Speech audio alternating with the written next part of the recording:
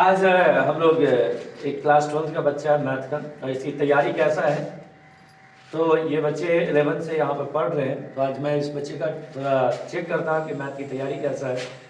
वैसे सारा का टेस्ट करूँगा फिर दूसरे दिन, लेकिन आज मैं मैथ का टेस्ट कर रहा हूँ कि ओवरऑल इसका मैथ का कैसा कॉन्सेप्ट है और इसे क्या क्या समझ में आ रहा है, नहीं समझ में आ रहा है। कुछ क्वेश्चन भी बात करेंगे। तो देखते हैं कि आज यहाँ पे क्लास 12 का जो आपको अपने बारे में बताएगा। हाँ बाबू बताइए अपने बारे में। सर मेरा नाम मोहम्मद हसन है और मैं डिस्पी से आता हूँ और मैं हीराकोटा इंस्टीट्यूट के अंदर पढ़ता हूँ। और हमारे रहमतुल्लाह सर हमें बहुत ही अच्छी तरीके से पढ़ाते हैं यहाँ। और मेरे अब्बू का नाम मोहम्मद इरफान। ओके, तो जैसा कि आप लिखा हुआ है ओरल एग्जाम है आपका मैथमेटिक्स का, तो मैं आपसे कुछ क्वेश्चन करेंगे। सबसे पहले तो आपका सिलेबस क्या है मैथ का? मैथ का सिलेबस सर एनसीईआरटी बुक से पार्ट 1 और पार्ट 2 से पूछा जाता है। क्या क्या टॉपिक चैप्टर का नाम क्या है? सर पार्ट 1 में टोटल चैप्टर 6 है। पहला चैप्टर है सर रिलेशन फंक्शन, दूसरा इनवर्स ट्रिगोनोमेट्री, और तीसरा है मैट्रिक्स, चौथा डिटरमिनेंट, पांचवा है डिफरेंशिएशन एंड छठा है एप्लीकेशन ऑफ डिफरेंशिएशन। और पार्ट 2 में आ जाता है इंटीग्रल, और 8वां चैप्टर आ जाता है एप्लीकेशन ऑफ इंटीग्रल, और 9वां चैप्टर आ जाता है इक्वेशन ऑफ डिफरेंशिएशन, एंड 10वां चैप्टर आ जाता है वेक्टर अलजेब्रा, और 11वां आ जाता है 3D, और 12वां आ जाता है एलपीपी, और 13वां प्रोबेबिलिटी आ जाता है। ओके, तो सबसे अच्छा चैप्टर कौन सा लग रहा है? सबसे अच्छा सर इंटीग्रेशन। इंटीग्रेशन आता है। इंटीग्रेशन की क्या चीज़ अच्छा आपको लगता है? सर इंटीग्रेशन में यह है सर, भले वो हमारे बोर्ड के लिए काफ़ी इंपॉर्टेंट है लेकिन वो टफ नहीं है सर। उससे 2-4 दफ़ा उसको प्रैक्टिस करें तो एकदम अच्छे से आ सकता है वो। मतलब आपका इंटीग्रेशन बेस्ट है, तो उस पर कुछ क्वेश्चन क्या है? जी सर। ओके, तो मैं इससे पहले थोड़ा एक दो और चैप्टर देख लेता हूँ। मैट्रिक्स के बारे में क्या कहना है आपका? सर मैट्रिक्स भी इजी है बहुत ईजी। वेक्टर, वेक्टर भी, 3D भी। Okay, determinant. ओके, तो बताओ डिटर्मिनेंट की कुछ खासियत बताओ डिटर्मिनेंट की, कि डिटर्मिनेंट कब बन सकता है? सर डिटरमिनेंट एक स्क्वायर ब्रैकेट में रहेगा। Square matrix. जी अच्छा, स्क्वायर मैट्रिक्स का ही डिटर्मिनेंट हो सकता है, अदरवाइज नहीं होगा। नहीं। अच्छा, तो रॉ मैट्रिक्स क्या होता है? रॉ मैट्रिक्स सर कि रॉ मैट्रिक्स जिसमें केवल रॉ ही हो सर। केवल रॉ हो? हाँ, कुलम नहीं। केवल रॉ? जी। कितना रॉ? रॉ अनंत हो सकता है सर। अनंत हो सकता है। अगर रॉ अनंत हो गया तो क्या बन जाएगा? कॉलम नहीं बनेगा। सर एक ही रॉ रहना चाहिए बस। केवल एक ही एक रॉ होना चाहिए। हाँ, अब होना चाहिए। समझ में आया कुछ? जी सर। केवल एक रॉ होगा तभी जाके वो क्या कहलाएगा? रॉ मैट्रिक्स कहलाएगा। एक से ज्यादा हो गया तो फिर क्या आ जाएगा? कॉलम आ जाएगा। ओके, तो और मैट्रिक्स में कुछ आइडेंटिकल मैट्रिक्स क्या होता है? आइडेंटिटी मैट्रिक्स जिसमें सारा एलिमेंट आइडेंटिटी फॉर्म में है सर। आइडेंटिटी फॉर्म में हो? मतलब 1 0, अगर 2/2 की बात करें। डायगोनल में क्या होना चाहिए? जीरो या नॉन जीरो? डायगोनल में नॉन जीरो है। नॉन जीरो, जैसे नॉन जीरो में 2 4 5 भी हो सकता है, केवल 1 1 होना चाहिए। केवल 1 1, मतलब जिस डायगोनल में 1 1 होगा उसे हम क्या कहेंगे? डायगोनल मैट्रिक्स है। कंफर्म? जी। ओके, तो डायगोनल मैट्रिक्स हो गया। तो ये बताओ कि प्रॉपर्टीज ऑफ डिटरमिनेंट्स पढ़े होगे। जी। तो प्रॉपर्टीज ऑफ डिटरमिनेंट जो आपका बोर्ड में पूछा जाएगा 5 नंबर में, प्रॉपर्टीज ऑफ डिटरमिनेंट्स है। तो उस प्रॉपर्टीज का 4 प्रॉपर्टीज बताओ। 4 प्रॉपर्टी कि अगर किसी भी मैट्रिक्स का या फिर किसी भी डिटरमिनेंट का अगर 2 रॉ या फिर 2 कॉलम अगर सेम है तो वो 0 के इक्वल हो जाएगा। पहला प्रॉपर्टी। दूसरा प्रॉपर्टी ये होता है सर कि अगर हम किसी भी रॉ को कॉलम में चेंज करते हैं तो बाहर में माइनस आ जाएगा। ओके, और तीसरा प्रॉपर्टी ये होगा सर कि हम एक मैट्रिक्स, हाँ ये तो हो गया, कि किसी भी डिटरमिनेंट का 2 रॉ अगर सेम हो या आइडेंटिकल हो या 2 कॉलम आइडेंटिकल हो तो उसका मान या वैल्यू कितना हो जाता है? 0 होता है। पढ़े होंगे। और सर कि अगर हम किसी भी रॉ को कॉलम में या फिर कॉलम को रॉ में चेंज करेंगे तो माइनस लग जाएगा। ओके, चलो। तो ये बताओ बाबू, आप डिटरमिनेंट या मैट्रिक्स पढ़े होगे, इसमें क्या आपको डेली लाइफ में लग रहा है? क्या चीज़ के लिए, कहाँ का इसका एप्लीकेशन है, क्या फ़ायदा है, हम क्यों पढ़े? चलो बनाने तो आ गया, सीख गए कैसे क्वेश्चन हल करेंगे या सॉल्व करेंगे, लेकिन इसका एप्लीकेशन क्या है जीवन में? सर एप्लीकेशन मुझे ये लगता है कि सर इससे अगर किसी भी घर बनाने में ईंट उट वगैरह ये सब हो तो उसको काउंट करने में इसका ये कहीं ना मतलब कहीं लेबोरेटरीज वगैरह में यूज़ कर सकते हैं या इंजीनियरिंग फील्ड में यूज़ कर सकते हैं। ओके ठीक है। तो आप मैथ क्यों चॉइस किए थे? सर मैथ में इसलिए चॉइस किया सर क्योंकि साइंस में दो ही ये होता है कैटेगरी होता है, या तो आप बायो रखो या फिर मैथ। पर सर मेरे को बायो से बिल्कुल भी इंटरेस्ट नहीं था बचपन से ही, और मैथ से मुझे बचपन से ही बहुत ही ज़्यादा इंटरेस्ट था। तो मैं ये सोच लिया था कि मतलब जोड़ घटाव आ रहा था तो लगा मैथ बहुत इजी है। जी, क्या सिर्फ मैथ में जोड़ घटाव ही है? नहीं सर, खैर ये है कि जो घटाई के ऊपर मैथ है डिपेंड पूरा। अच्छा अच्छा। तो 10th में और अभी जो 12th क्लियर करने वाले 10th में इसी समय रहे होंगे, तो कुछ डिफरेंसेस आया दोनों में? बहुत ज़्यादा difference। क्या डिफरेंस है? सर उसमें ये था कि उसमें मैं कहीं कोचिंग नहीं किया था सर, अपने घर पे ही सेल्फ स्टडी किया था।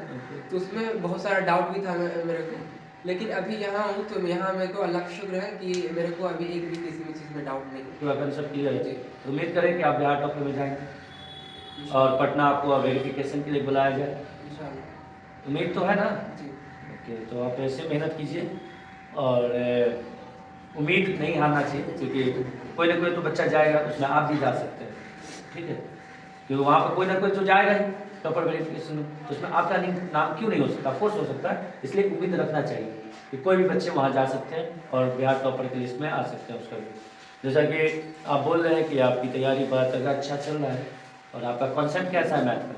तो सर अल्लाह का शुक्र है, ठीक है। पहले टेक में थोड़ा अच्छा नहीं था सर, माइनस प्लस में ही बहुत ज़्यादा प्रॉब्लम होता था, लेकिन जब से मैं हीराकुटा इंस्टीट्यूट के अंदर आया हूँ ये सब सारा डाउट क्लियर हो गया। प्रॉब्लम हो गया।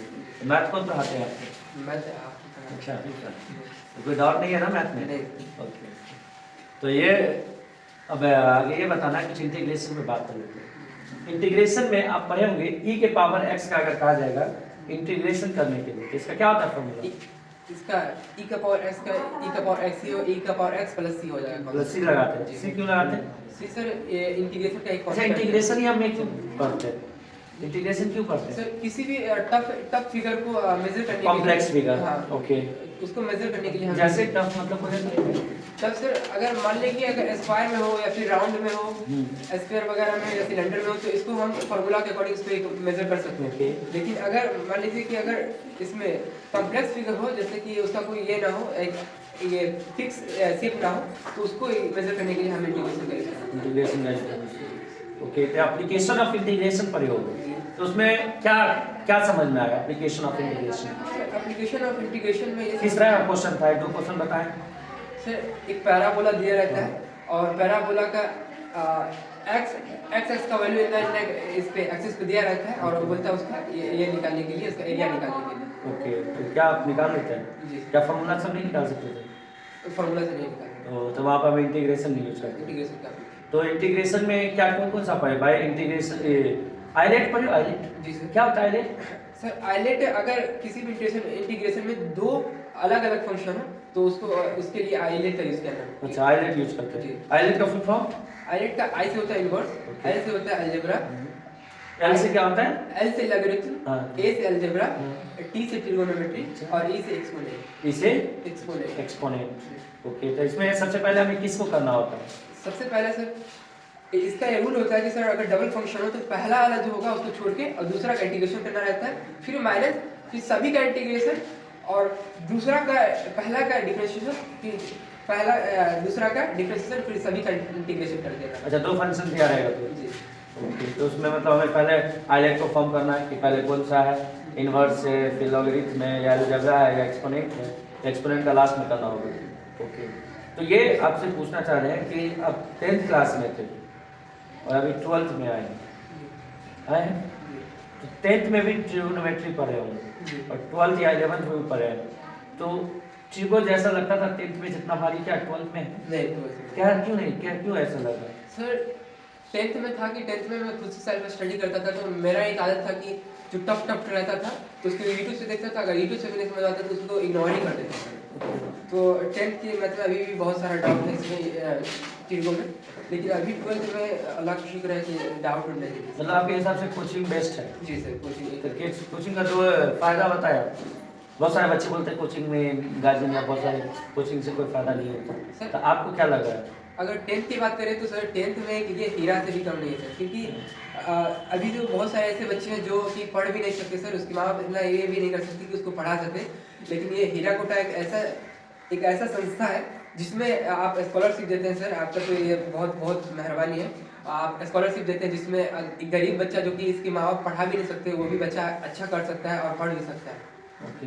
ये वैसे दूसरा एडवांटेज हमको ये लगा सर, क्योंकि मैथ में बहुत ही वीक था 10th में, लेकिन अभी अल्लाह का शुक्र है अभी बहुत ही अच्छा हो सर, जो भी बेसिक वगैरह जो भी था वो सब क्लियर हो गया। बेसिक यहाँ बताया जाता है। जी सर। तो आपसे स्टार्टिंग में कितना दिन बेसिक सीखा होगा? स्टार्टिंग में सर यह अप्रॉक्स एक मंथ के लगा था। 1 मंथ बेसिक हुआ था, मतलब एकदम जीरो लेवल से। जी सर। तो उस क्लास से क्या आपको कुछ फायदा हुआ? जी सर, बहुत फायदा हुआ सर। बोर्ड मार्क्स मेरे को बिल्कुल भी नहीं आ रहा था सर, कुछ में फंसी जाता था, लेकिन यहाँ 1 मंथ होने के बाद 1 मंथ होने के बाद मेरे को बहुत अच्छा से आने लगा था। तो चलिए ठीक है, इसमें वेक्टर चैप्टर पढ़े होंगे। जी वेक्टर में क्या क्या पढ़े हो?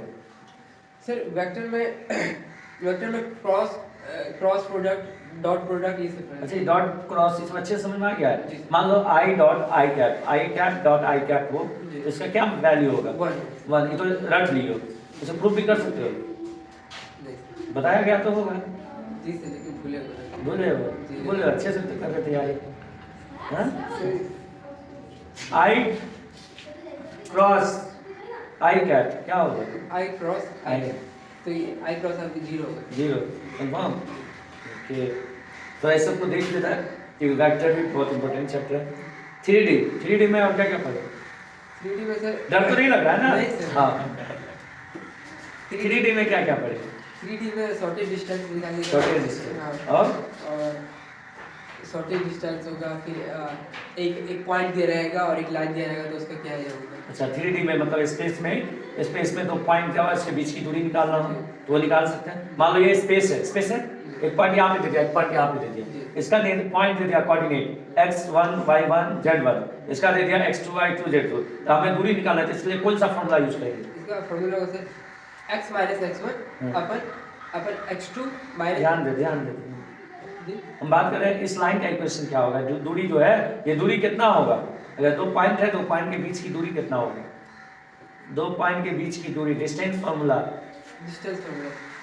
क्या होता है? डिस्टेंस फार्मूला यस 3D ना। हाँ यस 3D में सर हो जाएगा cos x2 माइनस x1 का whole square plus y2 minus y2 का square plus z2 minus z1 का स्क्वायर रूट किया नहीं पड़े क्या? दूरी से पढ़े थे ना डिस्टेंस फार्मूला। हाँ, स्किप मार दो, कैसे होगा? अभी भी टाइम है, आज आपको रियलाइज किया जा रहा है कि आपको क्या कमी है नहीं। ठीक है, तो नर्वस नहीं होना, कोई बात नहीं, फिर भी इतना बोल दो बहुत है, क्योंकि ये कुछ बच्चे हैं जो यहाँ पे आके बोल नहीं पाते हैं, फिर भी बहुत कुछ बोले, बहुत अच्छी बात है। और इसी तरह बोलते रहे और कोशिश करें कि कोई भी ऐसा चीज़ हो वहाँ पे आप पार्टिसिपेट करें, क्या हर जगह बोले, क्योंकि यही धीरे करके ही हम एक्सपर्ट बनते हैं, क्योंकि कोई एक बैग एक्सपर्ट बन के नहीं आता है, तो इसी ध्यान रखना। ठीक है, और तो नर्वस नहीं होना है, ठीक है, ध्यान दो अपने पढ़ाई पे आओ। ओके, तो और बताओ और क्या मैथ में? अच्छा, जूनियर को क्या कहोगे? जूनियर जो अभी आपके जो भटक रहे होंगे, तो उसको क्या कहना चाहोगे कि ये आप ज्वाइन करें या नहीं करें? सर बिल्कुल करिए सर। हाँ? मैं तो ये मानता हूँ कि सर मेरे को पूरे बिहार में जो अगर बोर्ड लेवल के अकॉर्डिंग अगर 12th की पढ़ाई बोली जाए तो मेरे को सबसे बेस्ट कोचिंग ये लगेगी। पूरा बिहार से अभी नहीं घूमे होंगे शायद इस एरिया में? नहीं सर, फिर भी बोर्ड लेवल के अकॉर्डिंग मेरे को ऐसा लग रहा है सर कि सबसे बेस्ट कोचिंग होगा। अच्छा, तो क्या बोलना चाहोगे जूनियर को? मान लो अगर यहाँ पे बहुत सारे जूनियर देखेंगे आपका वीडियो, तो आप क्या कहना चाहेंगे उसमें? सर बोलना ये चाहिए कि सर टाइम वेस्ट करने से बेकार ही है सर, क्योंकि यहाँ पर 12th क्लास भी अभी स्टार्ट हो गया, 12th का नई बैच, तो उसमें आगे जितना जल्द हो सके उतना जल्द आने की कोशिश करें और यहाँ पर अच्छा करें। तो चैप्टर वाइज आपका एग्जाम होता था या नहीं होता था? जी सर। चैप्टर वाइज होता था, इससे कुछ फायदा? जी सर, बहुत फायदा होगा। अच्छा, एडवांस अभी एग्जाम सब चल रहा है, 12th में अभी कितना पेपर हो चुका है, इससे क्या फायदा हुआ? 5 एडवांटेज बताओ उसके। सर सबसे बड़ा मेरे को फायदा ये लगा सर, क्योंकि फर्स्ट टेस्ट जो हुआ था अप्रोक्स 12 या 13 जनवरी को हुआ था, तो उसमें मेरा अप्रोक्स 70% का अप्रोक्स लेकिन अभी जो टेस्ट हुआ है तो इसमें मैं उससे भी बहुत ज़्यादा इंक्रीज किया। मतलब एग्जाम से आपको लग रहा है कि हाँ फायदा होता है, हाँ बहुत ज़्यादा। यानी एग्जाम होना चाहिए। बहुत सारे बच्चे अभी स्किप मार दिए हैं, बोल रहे हैं कि एग्जाम से क्या होगा, इससे कुछ बच्चे को क्या कहना चाहते हैं? नहीं तो ये एक एक्सक्यूज है सर, और ये बेकार चीज़ है, क्योंकि एग्ज़ाम देने से उतना ही हमारा डाउट भी क्लियर होता है। अगर जो नहीं आता है वो दोबारा अगेन पूछना भी पड़ता है सर से, जो नहीं बनेगा तो इससे डाउट भी मिलता है कि हमें क्या कमी है हमारे अंदर। प्लस आप इंगेज भी रहते हैं कि हमको कल पेपर देना है तो उसके लिए तैयारी करना है। तो ये सबसे पहले ये चीज़ है कि बच्चे हर जगह छुट्टी हो जाता है 1 महीना पहले, लेकिन एग्जाम अगर उसमें डाला जाता है तो उससे ये एडवांटेज है कि आप इंगेज है, नहीं हमको ये करना है, परसों एग्जाम देना है, उसमें बिजी रहते हैं, यही ना? ठीक है। और कुछ जूनियर को बताएंगे लास्ट, यही आपका ओपिनियन है, आप कुछ बताना चाहें तो बोल सकते हैं जूनियर के लिए। सर जूनियर के लिए मैं एक ही बात कहना चाहूँगा कि सर टाइम वेस्ट करने से टाइम दोबारा आएगा नहीं, तो टाइम वेस्ट करने से बढ़िया है कि अभी आओ और अभी से पढ़ना स्टार्ट कर दो, क्योंकि इन टाइम में करोगे तो फिर बहुत ही ज़्यादा ही मतलब टाइम कम बचेगा और इतना वक्त। क्या सही में मैथ सब्जेक्ट बहुत भारी है, बच्चों को बहुत भारी लगते हैं, थोड़ा इस पर बता दीजिए। सर मैथ का 2 ही रूल है सर, कि अगर आपको समझ में आया तो आपका सबसे इजी सब्जेक्ट जो होगा, मैं पूरा बोलूँगा कि पूरी दुनिया का सबसे इजी सब्जेक्ट वो हो जाएगा सर, क्योंकि वो ऐसा है कि उसमें आपको रटने उठने की कोई ज़रूरत नहीं है, बस आप प्रैक्टिस कर लीजिए, उस प्रैक्टिस ही आपको बहुत ही आगे ले जाएगा। और मैथ का दूसरा रूल ये है कि अगर आपको नहीं आया तो फिर आप सबसे टफ सब्जेक्ट दुनिया का लगवे करेगा। ओके, लास्ट क्वेश्चन है आपसे कि डिफरेंशिएशन पढ़े होंगे, तो बताए x के पावर n होगा तो इसका क्या होगा डिफरेंशिएशन? x के पावर n का डिफरेंशिएशन इसका हो जाएगा सर n x के power n minus 1 n into x के पावर 1 माइनस n माइनस 1, जी यही कंफर्म। मान लो इसी का अगर डिफरेंशिएशन बोलेगा तो x के पावर n का डिफरेंशिएशन, x के पावर n का डिफरेंशिएशन यस x के पावर n का डिफरेंशिएशन x के पावर n होता है। x के पावर n का डिफरेंशिएशन क्या होगा? सॉरी इंटीग्रेशन, इंटीग्रेशन क्या होगा x के पावर n का? x के पावर n प्लस 1 अपन n प्लस 1 x के पावर n प्लस 1 अपन n plus 1 plus c। Okay plus c क्यों? और इंटीग्रेशन जो पढ़े होंगे तो इसमें 2 प्रकार के होते हैं, 2 टाइप्स ऑफ इंटीग्रेशन। कौन कौन होता है? एक डिफरेंट होता है, एक इंडिफरेंट होता है। चलो, तो जैसा कि आप देख सकते हैं कि ये बच्चा हसन है जो बिस्फी, कहाँ से आप हैं? बिस्फी ब्लॉक, यानी बिस्फी इसका घर हुआ, और ये बिस्फी से रोज आते थे, अभी हॉस्टल में रह रहे हैं और यहाँ पे तैयार। अच्छा, हॉस्टल का लाइफ क्या है? आप हॉस्टल में एक्सपीरियंस कर रहे हैं HKI के हॉस्टल में, तो हॉस्टल के बारे में कुछ बताइए। सर हॉस्टल में मेरे को एक सबसे बड़ा एडवांटेज ये मिला है सर, क्योंकि मैं घर पे रहता था, तो घर पे भले ही जितना भी पढ़ने वाला बच्चा हो, कुछ ना कुछ सर घर का ही कोई काम या फिर दोस्त वगैरह ये सब में टाइम वेस्ट हो जाता है सर। और यहाँ एक ही मकसद होता है सर, हमारा एक टारगेट यही रहता है कि बस पढ़ना है तो पढ़ना। अच्छा, कितना बजे उठ जाते हो? सर उठते तो थोड़ा लेट उठते सर, क्योंकि लेट सोते हैं। अच्छा, लेट कितना बजे सोते हो? सोते तो 2 बजे। तो कोई आके उठाते भी है? हाँ। और क्या क्या होता है खाने के टाइम? खाने के टाइम बिस्तर पे से उठा के नीचे डाल दिया जाता है अगर नहीं उठते। फिर और पानी भी डाला जाता है? हाँ। सोने में बड़ा मजा आता है ना। तो चलो हॉस्टल के बारे में, तो जैसा आप देख रहे हैं यहाँ पे बच्चे हैं हसन, क्लास 12 के PCM मतलब फिजिक्स केमिस्ट्री बायो स्टूडेंट्स हैं, सॉरी मैथ्स के, और इसका अल्हम्दुलिल्लाह बहुत अच्छा मेहनत कर रहा है, और उम्मीद है कि आप लोग भी दुआ करें कि इसका रिजल्ट बहुत अच्छा है, और मेरी दुआ है ही, क्योंकि मेरा हर बच्चों के साथ दुआ है, और आप लोग से उम्मीद है कि आप लोग दुआ करें कि हर बच्चे का रिजल्ट अच्छा है, और साथ में हसन बाबू का भी। तो देख सकते हैं कि एक गांव का बच्चा यहाँ पे आके बहुत अच्छा से बोल भी रहे हैं, एक दो कहीं फंस जा रहे हैं तो उसको दूर करेंगे और इंशाल्लाह अच्छा करेंगे, क्योंकि कोई भी एक बैग, मैंने इसे एक बैग बोल दिया कि चलो मैं टेस्ट लेता हूँ ओरली कि आपका कैसा प्रिपरेशन है। शायद इस अभी जो यहाँ पे ले रहा है ये बहुत सारे बच्चे को आने में बहुत तकलीफ होती है, मुश्किलें होती है, डरते हैं, लेकिन ये बच्चे हैं जो डायरेक्ट आए बोले कि नहीं सर लीजिए, तो इसके लिए इसको बहुत बड़ा मुबारकबाद दे रहे हैं कि आप यहाँ पे आके बोले, और उम्मीद करते हैं कि आप अच्छा करेंगे। ठीक है, तो लास्ट है, आप कोई मैसेज देना चाहते हैं अपने जूनियर को या अपने पेरेंट्स को या अपने इलाके के लोगों को, तो एक मैसेज दीजिए। सर मैसेज यही रहेगा लाउडली। सर मैसेज यही रहेगा कि गांव भर में टाइम वेस्ट करने से बेहतर है कि आप हीराकुद इंस्टीट्यूट के अंदर आए और यहाँ भी बहुत अच्छी पढ़ाई होती है। एक दफ़ा आप ट्राई करके देखें, मैं सारे जूनियर को अपने कहना चाहता हूँ, एक दफ़ा ट्राई करके देखिए। अगर आपको नहीं समझ में आए या फिर कोई भी डाउट अगर आपका क्लियर नहीं किया जा रहा है तो फिर आप छोड़ दीजिए, लेकिन आप एक फर्स्ट टाइम ज़रूर आप एक ये लीजिए, मौका लीजिए और देखिए कि क्या यहाँ पर सच में ऐसा हो रहा है या नहीं हो रहा है। तो मैं अपने जूनियर से यही कहना चाहूँगा कि आप ज़रूर। अच्छा, स्कॉलरशिप के बारे में आपको मालूम था कि? जी सर, जब मैं 10th में था तो नहीं मालूम था। 10th में नहीं पता था, तो बाद में पता चला तो रिग्रेट हुआ, पछतावा? जी सर, बहुत ज़्यादा ही। बहुत सारे लेकिन बच्चे को आज पता भी रहता फिर भी इसमें रजिस्ट्रेशन नहीं करवाते। तो वैसे बच्चों को क्या कहना चाहेंगे कि इसका क्या कुछ फायदा है या नुकसान है? सर नुकसान की तो यहाँ पर कोई सवाल ही नहीं उठता सर, क्योंकि यहाँ पर फ़ायदा ही फ़ायदा है, जो कि स्कॉलरशिप आपने देखे होंगे 2 साल में यहाँ पे रहे हो, गाइड भी किए हो सर एग्जाम में? जी। कितना बार किए हो? एक बार किए हो, तो आप देखे होगे कैसा है, तो उसके बारे में थोड़ा एक बार 2-3 लाइन बता दें। सर यहाँ पर देखिए स्कॉलरशिप का तो काफ़ी ज़्यादा फ़ायदा है कि सर जो बच्चा अगर टेस्ट में 1 से लेके 30 रैंक तक जो भी आता है तो उसके लिए 20 आने के लिए अप्रॉक्स पूरा फ्री है, ठीक है। और 20 to 30 आता है जो रैंक पे, तो उसको 30% ऑफ दिया जाता है। तो ये बहुत ही ज़्यादा ही फ़ायदा है हम लोगों के लिए और सारे स्टूडेंटों के लिए।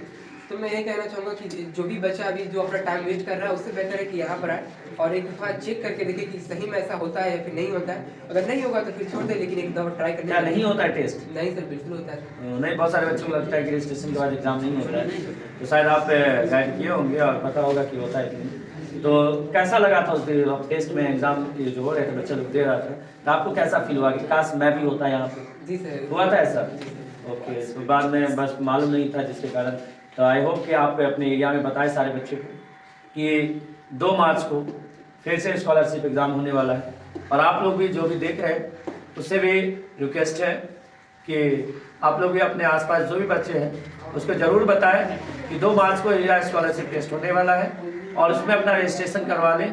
बस 99 रुपया चार्ज है उसका, और इस एग्ज़ाम में अगर आप बैठते हैं तो गारंटी ये हमारा कि आपको बहुत सारा चीज़ एडवांस में सीखने को मिलेगा कि किस तरह का क्वेश्चन है नहीं है।